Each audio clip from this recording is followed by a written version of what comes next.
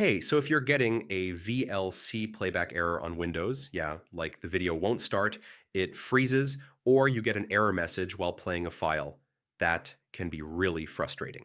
In this full guide, I'll show you how to fix it step by step. First, try another video file. This helps you figure out if the issue is with VLC or just that file.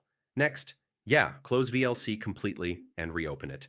Sometimes playback errors are just temporary glitches. Now, make sure the video format is supported. VLC supports most formats, but corrupted files can still fail. Yeah, hardware acceleration can sometimes cause playback errors. Try turning it off in VLC settings. Now, switch the video output module. DirectX or OpenGL can fix rendering-related errors. Yeah, make sure VLC is updated. Older versions can have bugs that trigger playback errors. Now, resetting VLC preferences can fix broken settings causing playback issues. Yeah, corrupted cache files can also break playback.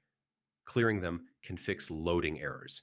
If nothing works, reinstall VLC. This resets all playback components and fixes corrupted installation files.